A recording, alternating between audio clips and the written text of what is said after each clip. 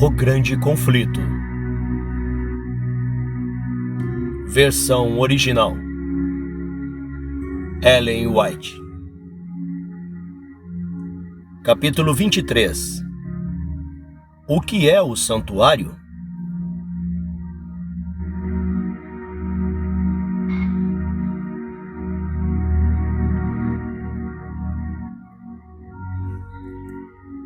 O texto que, acima de todos os outros, tornou-se tanto fundamento quanto a coluna central da fé adventista, foi a declaração: até 2.300 tardes e manhãs, e o santuário será purificado.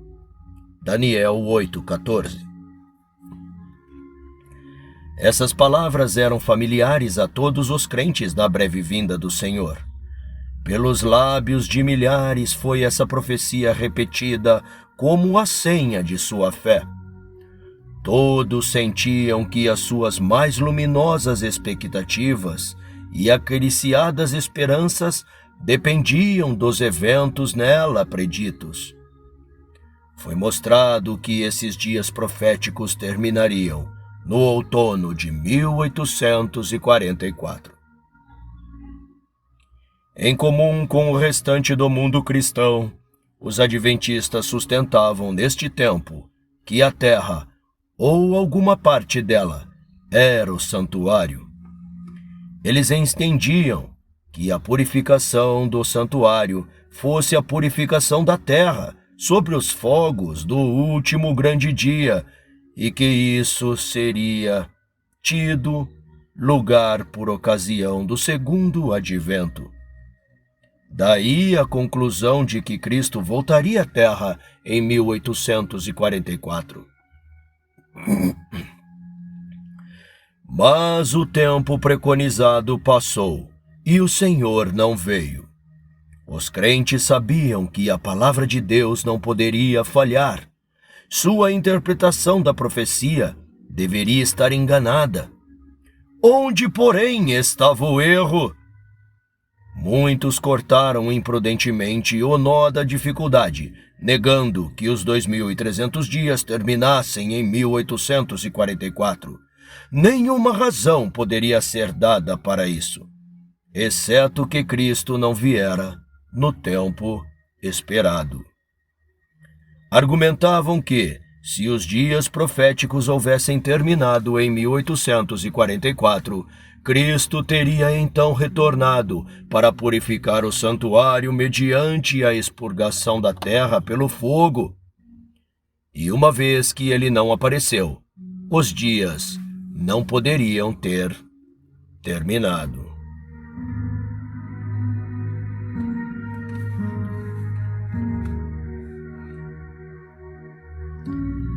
Aceitar essa conclusão era o mesmo que renunciar à contagem anterior dos períodos proféticos. Verificou-se que os 2.300 dias começavam quando a ordem de Artaxerxes para a restauração da edificação de Jerusalém entrou em vigor, no outono de 457 a.C. Tendo esta data como ponto de partida, verificou-se haver perfeita harmonia na aplicação de todos os acontecimentos preditos na explanação de Daniel 9, 25 a 27. Há 69 semanas, os primeiros 483 anos do grande período de 23 séculos, deveriam chegar até o Messias, o ungido, o batismo e a unção de Cristo pelo Espírito Santo, no ano 27 da nossa era, cumpriram rigorosamente esta especificação. Na metade da 70ª semana, o Messias deveria ser tirado. 13,5 anos depois de seu batismo, na primavera do ano de 31, Cristo foi crucificado. Depois, as 70 semanas, ou 490 anos, deveriam referir-se especialmente aos judeus.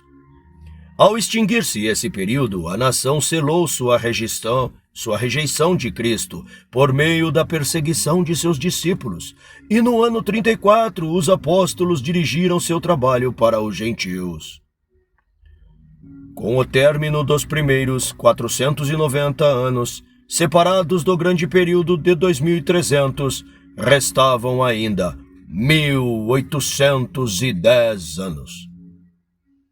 Tendo como base o ano 34 de nossa era, os 1800 anos chegariam até 1844, e o anjo disse: então o santuário será purificado.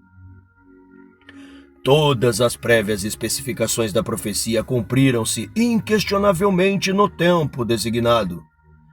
Tudo ficou claro e harmonioso com esse cômputo, com exceção de, na ocasião, não se ter visto nenhum evento que cumprisse a purificação do santuário a ter lugar em 1844. Negar que os dias tenham findado neste tempo era envolver toda a questão em confusão e renunciar a posições que haviam sido estabelecidas através de infalíveis cumprimentos de profecia. Mas Deus estava guiando seu povo no grande movimento adventista. Seu poder e glória haviam assistido à obra, e ele não permitiria que ela terminasse em escuridão e desapontamento, para ser difamada como excitação falsa e fanática. Não deixaria sua palavra envolta em dúvida e incerteza. A despeito de muitos haverem descartado o cômputo precedente dos períodos proféticos, negando a precisão do movimento nela fundamentado, outros não estavam inclinados a renunciar a pontos de fé e experiência que eram sustentados pelas Escrituras e pelo testemunho do Espírito de Deus.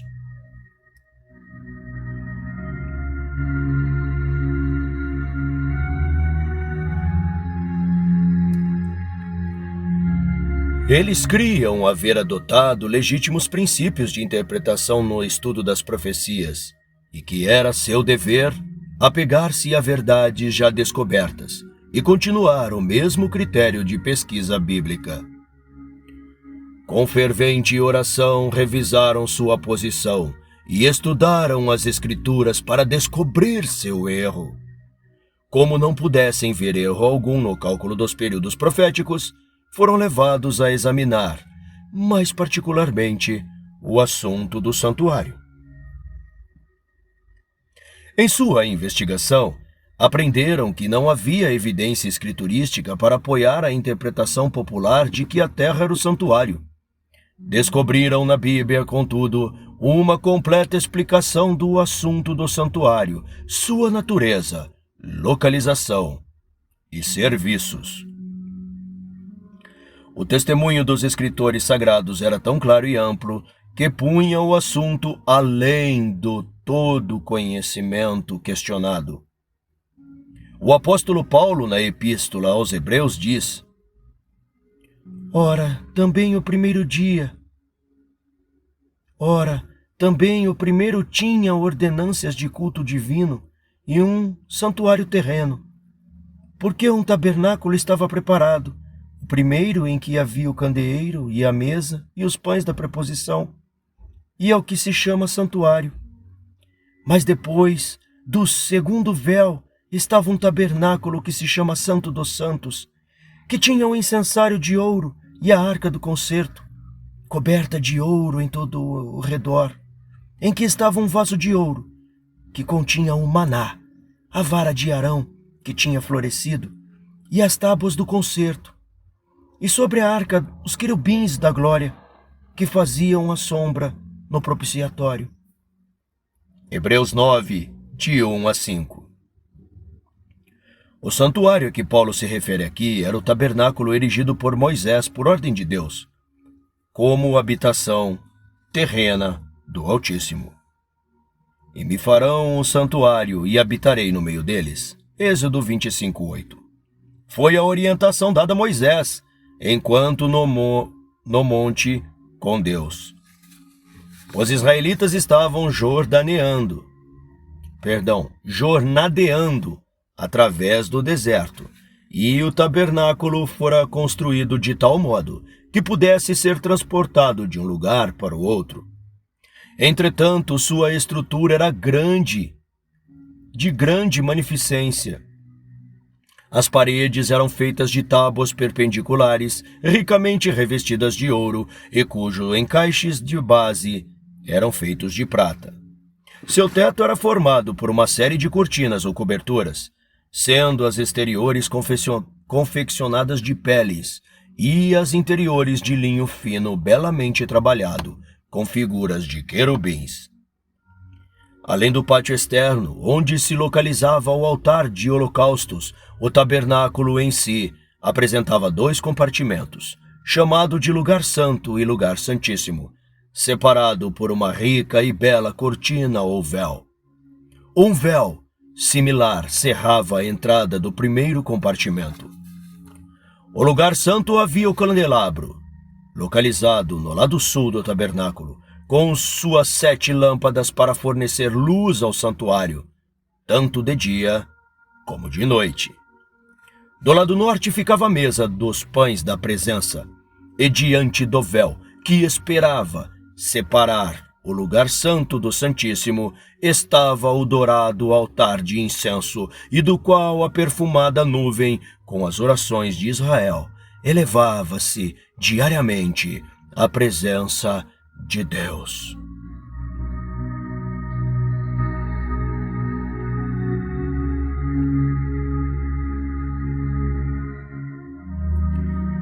No lugar santíssimo estava a arca, um cofre de pedras preciosas, um cofre de preciosa madeira, todo revestido de ouro, e depositário das 2 tábuas de pedra sobre as quais Deus escreveu a lei dos 10 mandamentos. Acima da arca, formado de cobertura, o sagrado recipiente, estava o propiciatório, uma esplêndida obra de arte encimada por 2 querubins, um de cada lado, toda feita de ouro maciço. Nesse compartimento, a presença divina se manifestava numa nuvem de glória, aparente entre os querubins. Depois do assentamento dos hebreus em Canaã, o tabernáculo foi substituído pelo Templo de Salomão, o qual, conquanto uma estrutura permanente e de maior escala, observava as mesmas proporções e era provido de modo semelhante ao anterior. Sob essa forma, o santuário existiu, exceto enquanto jazeu em ruínas nos tempos de Daniel, até a sua destruição pelos romanos, em 70 depois de Cristo.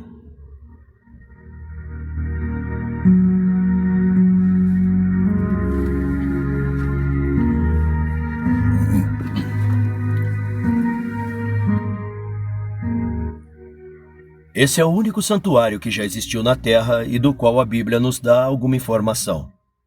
Paulo declarou ser esse o santuário do primeiro concerto. Mas o novo concerto não tem santuário?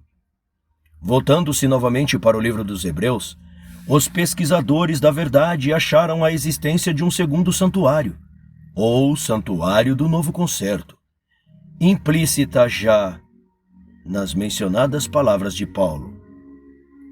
Ora, também o primeiro tinha ordenâncias de culto divino e um santuário terreno.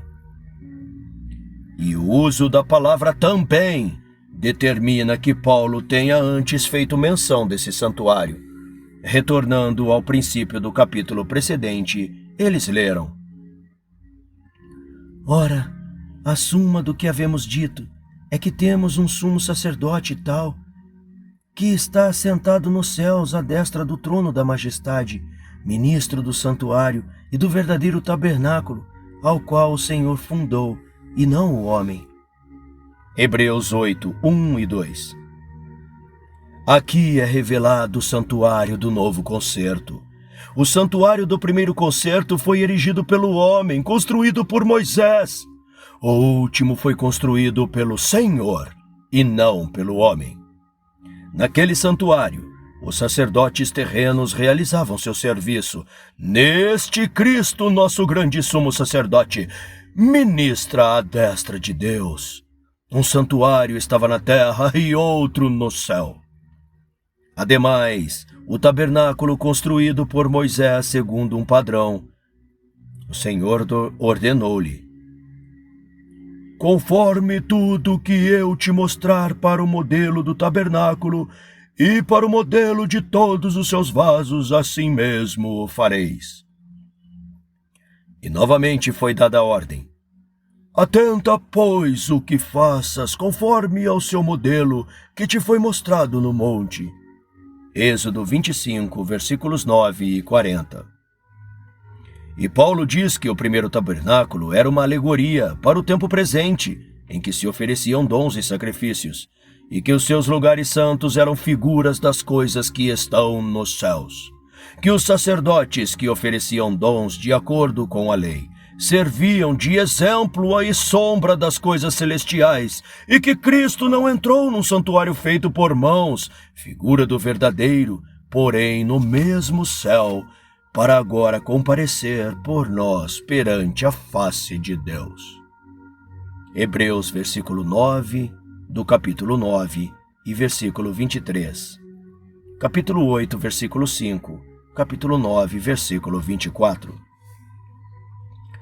O santuário celestial no qual Jesus ministra em nosso favor é o grande original, do qual o santuário construído por Moisés foi uma cópia.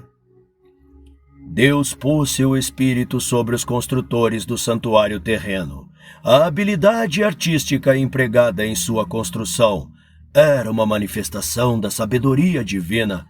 As paredes tinham a aparência de ouro maciço, refletindo em todas as direções a luz das 7 lâmpadas do castiçal dourado. A mesa dos pães da preposição e o altar do incenso reluziam como ouro polido. A belíssima cortina que formava o teto, ornamentada de figuras de anjos em azul, púrpura e escarlata, aumentava a beleza do cenário.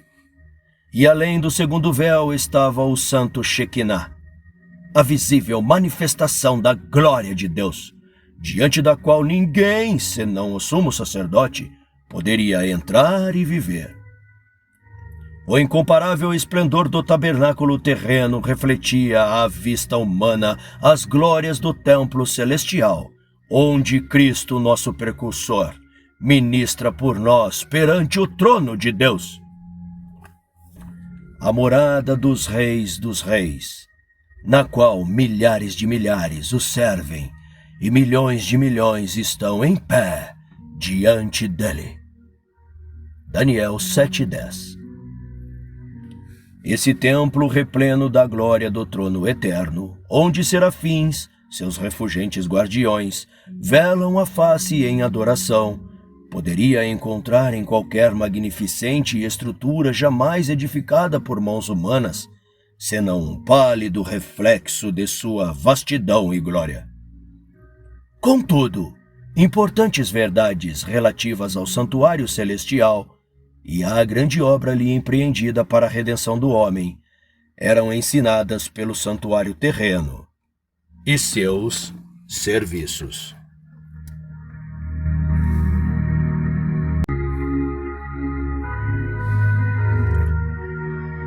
Os lugares santos do santuário celestial são representados pelos 2 compartimentos do santuário terreno. Foi concedido ao apóstolo João uma visão do templo de Deus nos céus. Ali contemplou ele 7 lâmpadas de fogo ardendo diante do trono. Apocalipse 4:5. Ele viu um anjo, tendo o incensário de ouro, e foi-lhe dado muito incenso para pôr com as orações de todos os santos sobre o altar de ouro, que está diante do trono. Apocalipse 8:3. Foi permitido ao profeta contemplar o primeiro compartimento do santuário celestial.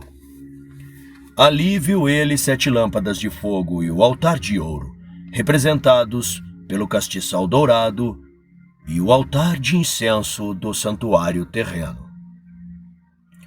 Novamente abriu-se no céu o templo de Deus. Apocalipse 11:19.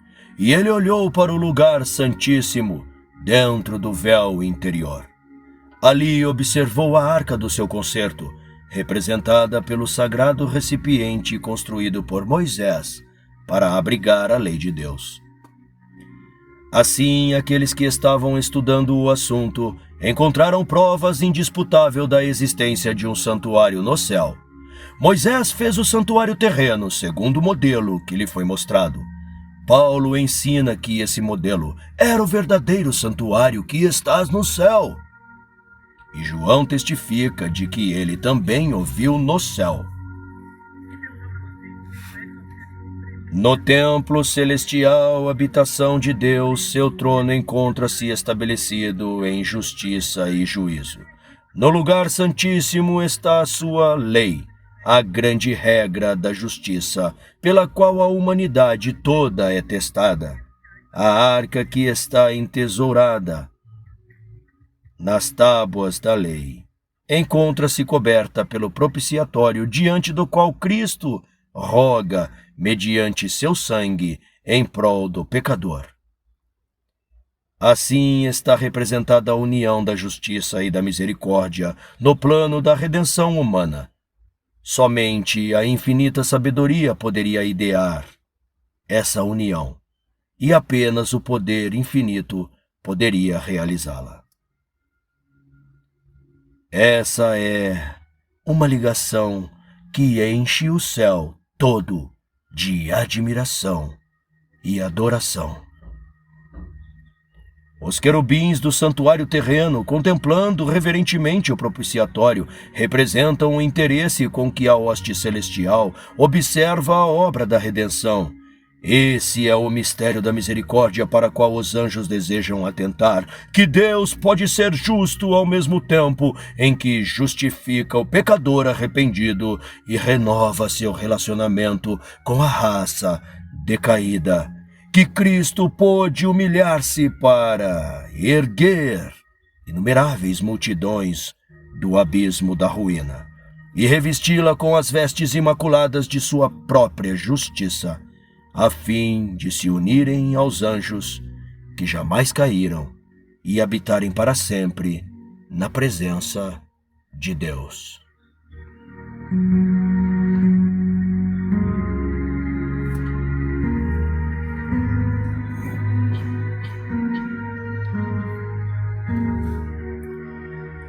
A obra de Cristo como intercessor do homem é apresentada na bela profecia de Zacarias concernente àquele cujo nome é renovo. Diz o profeta: Ele mesmo edificará o templo e levará a glória e assentar-se-á e dominará no seu trono e será sacerdote no seu trono e conselho de paz haverá entre eles ambos. Zacarias 6,13. Ele mesmo edificará o templo do Senhor. Pelo seu sacrifício e mediação, Cristo é tanto o fundamento como o construtor da Igreja de Deus. O apóstolo Paulo aponta-o como a principal pedra de esquina, no qual todo o edifício bem ajustado cresce para o templo santo no Senhor. Diz ele: No qual também vós justamente sois justificados, edificados para a morada de Deus em Espírito. Efésios 2, 20-22. E ele levará a glória. A Cristo pertence a glória da redenção da raça decaída. Através das eras eternas, os cânticos dos resgatados será: Aquele que nos ama e em seu sangue nos lavou dos nossos pecados, a ele a glória e o poder para todo o sempre. Apocalipse 1, 5 e 6.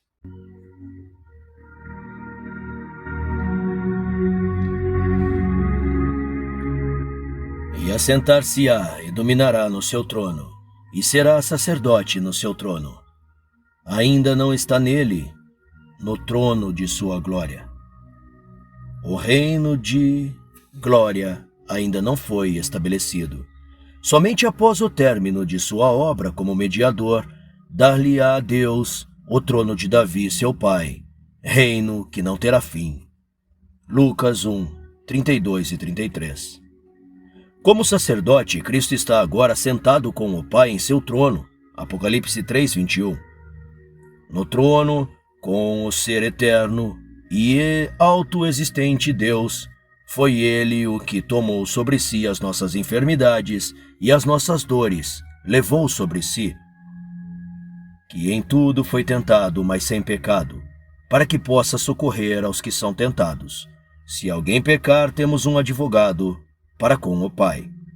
Isaías 53:4, Hebreus 4:15, 2:18, 1 João 2:1.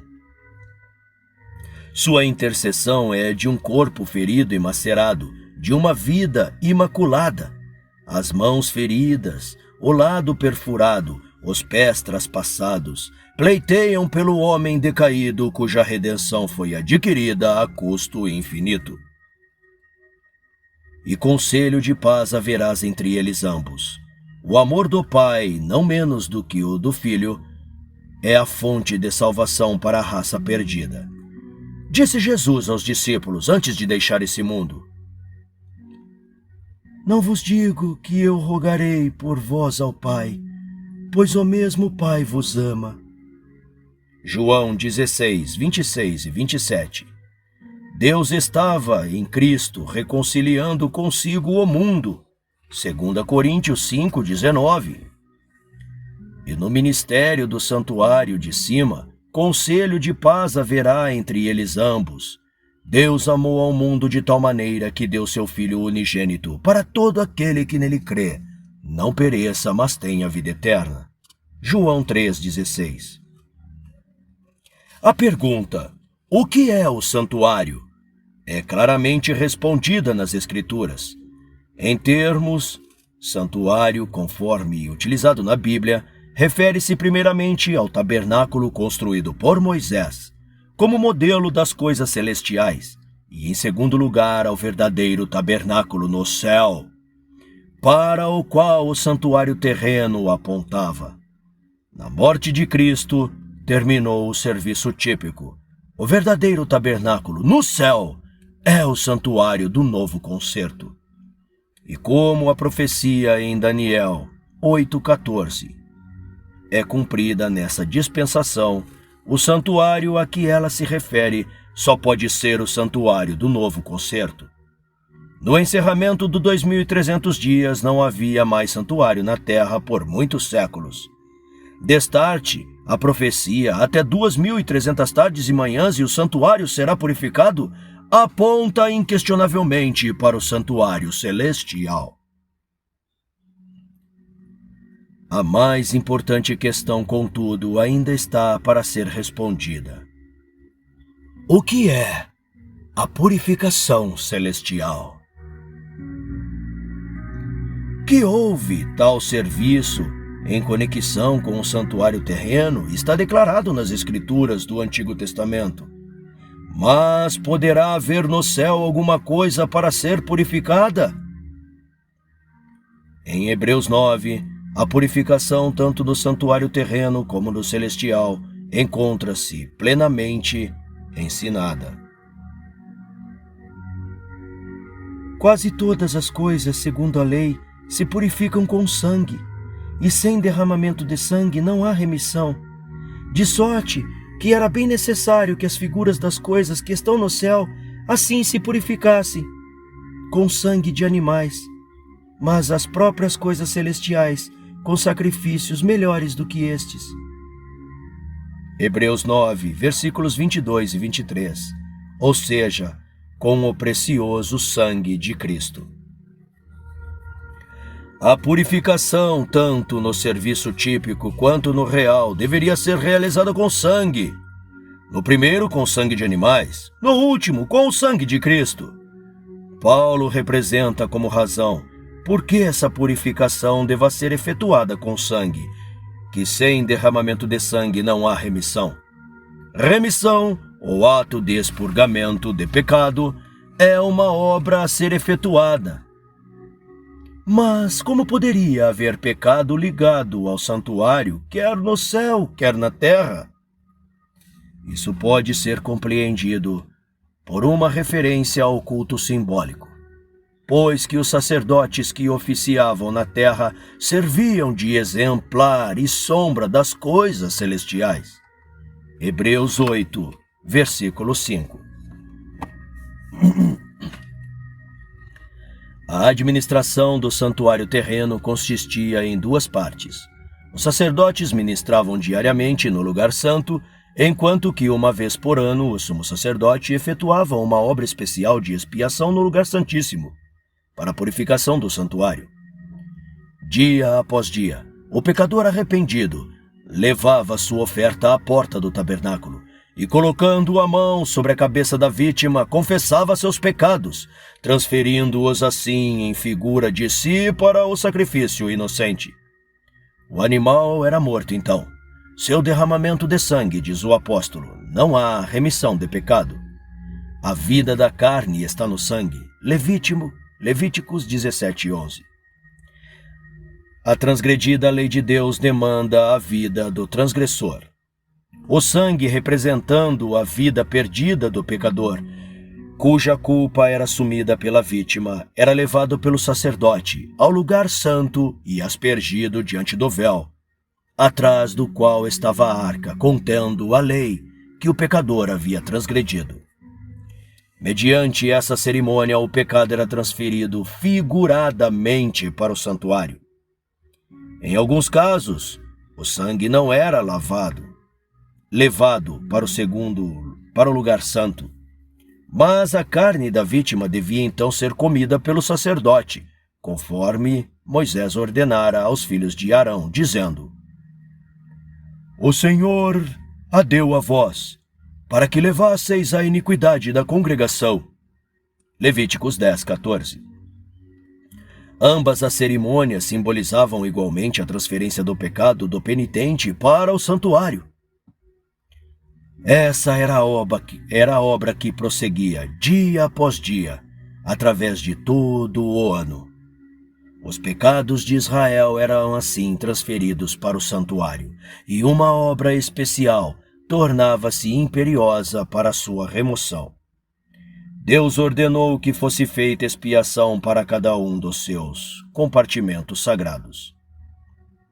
Fará expiação pelo santuário por causa das imundícias dos filhos de Israel e das suas transgressões, segundo todos os seus pecados, e assim fará para a tenda da congregação que mora com eles no meio das suas imundícias. Uma expiação também deveria ser realizada pelo altar para purificá-lo, pois, por causa das impurezas dos filhos de Israel e das suas transgressões e dos seus pecados. Levíticos 16, 16 e 19. Uma vez por ano, no grande dia da expiação, o sacerdote penetrava o lugar santíssimo para a purificação do santuário. A obra ali realizada completava o ciclo anual de ministração. No dia da expiação, 2 bodes eram trazidos à porta do tabernáculo e lançavam-se sorte sobre eles, uma sorte pelo Senhor e a outra sorte pelo bode emissário. Levíticos 16:8. O bode sobre o qual recaía a sorte do Senhor deveria ser morto como oferta pelo pecado do povo. E o sacerdote devia trazer o sangue do bode para dentro do véu e aspergi-lo sobre o propiciatório e diante deste objeto de misericórdia. O sangue também deveria ser aspergido sobre o altar do incenso que se encontrava diante do véu. E Arão porá ambas as mãos sobre a cabeça do bode, vivo, e sobre ele confessará todas as iniquidades dos filhos de Israel, e todas as suas transgressões segundo todos os seus pecados. E os porá sobre a cabeça do bode, e enviá-lo-á ao deserto, pela mão de um homem designado para isso. Assim aquele bode levará sobre si todas as iniquidades deles à terra solitária. Levíticos 16, versículos 21 e 22. O bode emissário não mais podia retornar ao acampamento de Israel, e o homem que o conduzira precisava lavar-se, bem como as suas vestimentas, antes de voltar ao acampamento. Toda essa cerimônia tinha por fim impressionar os israelitas com a santidade de Deus e a sua repulsa ao pecado. E além disso, mostrar-lhes que não poderiam entrar em contato com o pecado sem se poluir. Era exigido que cada homem afligisse sua alma enquanto a obra de Deus, a obra da expiação, prosseguia. Todas as atividades comuns deviam ser postas de parte, e toda a congregação de Israel era convocada para passar o dia em solene humilhação diante de Deus, com oração, jejum e profundo exame de coração.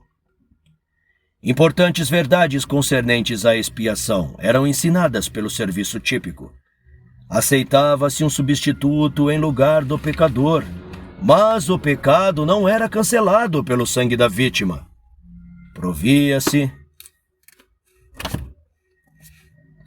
Provia-se desta maneira um meio pelo qual era transferido para o santuário.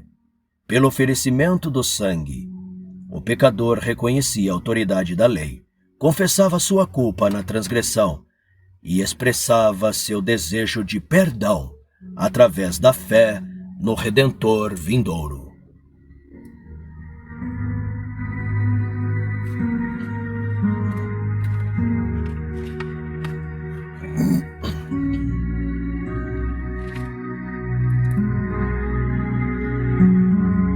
Mas ainda não ficava inteiramente livre da condenação da lei. No dia da expiação, o sumo sacerdote tomava uma oferta da congregação, entrava no lugar santíssimo com o sangue dessa oferenda e o aspergia sobre o propiciatório, diretamente sobre a lei, para satisfazer as suas reivindicações. Então, no caráter de mediador, tomava ele sobre si os pecados e os retirava do santuário. Colocando as mãos sobre a cabeça do bode emissário, confessava todos esses pecados e, transferindo-os figuramente de si para o bode, então esse os levava para longe e assim eram considerados como separados para sempre do povo. Esse era o serviço realizado como exemplo e sombra das coisas celestiais. E o que era feito em tipos na ministração no santuário terreno é efetuado em realidade no ministério do santuário celestial. Depois de sua ascensão, nosso Salvador deu início à sua obra como nosso sumo sacerdote. Diz Paulo: Cristo não entrou num santuário feito por mãos, figura do verdadeiro, porém no mesmo céu, para agora comparecer por nós perante a face de Deus. Hebreus 9, versículo 24. Durante todo o ano, o ministério sacerdotal no primeiro compartimento do santuário, para dentro do véu que consistia a porta e separava o lugar do santo pátio exterior, representa a obra de ministração, ao qual Cristo deu início ao ascender ao céu. Era a obra do sacerdote no ministério diário, a fim de apresentar perante Deus o sangue da oferta pelo pecado, bem como o incenso que ascendia com as orações de Israel. Assim pleiteia Cristo perante o Pai, e mediante seu sangue, em favor dos pecados, e apresenta diante dele também, com a preciosa fragrância de sua própria justiça, as orações dos crentes arrependidos. Essa era a obra de ministração no primeiro compartimento do santuário celeste.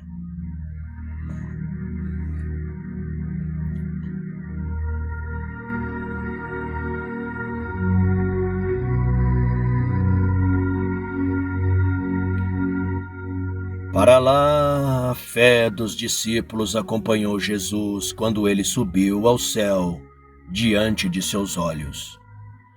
Suas esperanças foram então ali centralizadas, e essa esperança, diz Paulo, temos como âncora da alma segura e firme, e que penetra até o interior do véu, onde Jesus, nosso percussor, entrou por nós, feito eternamente sumo sacerdote, nem por sangue de bodes e bezerros, mas por seu próprio sangue, entrou uma vez no santuário, havendo efetuado uma eterna redenção.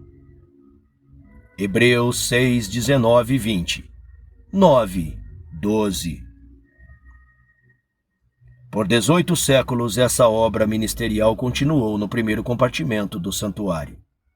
O sangue de Cristo oferecido em prol dos crentes arrependidos assegurou-lhes perdão e aceitação perante o Pai. Todavia, seus pecados ainda permanecem nos livros de registro. Assim como acontecia no serviço típico, havia uma obra de expiação no encerramento de cada ano. Assim, antes que a obra de Cristo pela redenção do homem seja completada, há também uma obra de expiação para remover o pecado do santuário. Esse é o serviço iniciado, quando os 2.300 dias se encerraram. Naquela ocasião, conforme predito pelo profeta Daniel, nosso sumo sacerdote entrou no lugar santíssimo para efetivar a última fase de sua obra: purificar o santuário.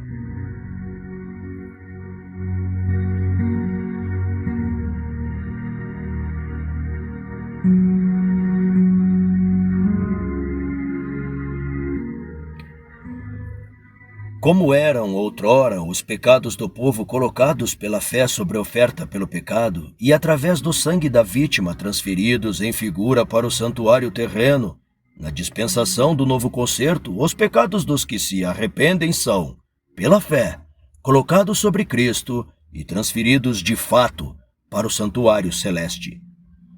E como a purificação típica do santuário terreno era completa mediante a remoção dos pecados pelos quais havia ele sido poluído, assim também a purificação real do santuário celeste deve ser efetuada pela remoção ou apagamento dos pecados que ali estão registrados. Mas antes que isso seja consumado, deve haver um exame dos livros de registro para determinar quem, por meio de arrependimento dos pecados e fé em Cristo, tem direito aos benefícios de sua expiação. A purificação do santuário, portanto, envolve uma investigação, um julgamento. Essa obra tem de ser feita antes da vinda de Cristo para resgatar seu povo, pois quando ele vier, sua recompensa estará consigo, a fim de dar a cada um de acordo com as suas obras. Apocalipse 22, 12. Assim sendo, aqueles que seguiram a luz das palavras proféticas viram que, em vez da vinda de Jesus à Terra, ao término dos 2.300 dias, em 1844, nosso Salvador entrou no lugar santíssimo do santuário celeste para realizar a obra de encerramento da expiação preparatória para sua vinda.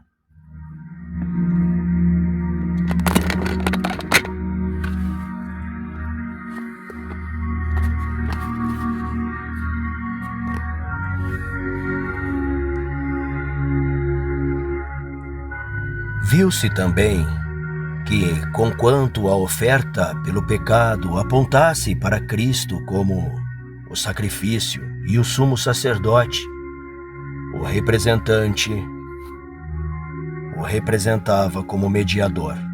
O bode emissário tipificava Satanás, autor do pecado, e sobre quem os pecados dos verdadeiros penitentes são finalmente colocados. Quando o sumo sacerdote, por virtude do sangue da oferta pela transgressão, removia do santuário os pecados, colocava-os sobre o bode emissário. Quando Cristo, por virtude, mérito de seu próprio sangue, remover os pecados de seu povo do santuário celestial, no encerramento do seu ministério, ele os colocará sobre Satanás, que na execução do juízo deverá arrostar a pena final. O bode emissário era enviado para uma terra desabitada, para nunca mais voltar à congregação de Israel. Assim, Satanás, para sempre banido da presença de Deus, será, e de seu povo, e eliminado da existência na destruição final do pecado e dos pecadores.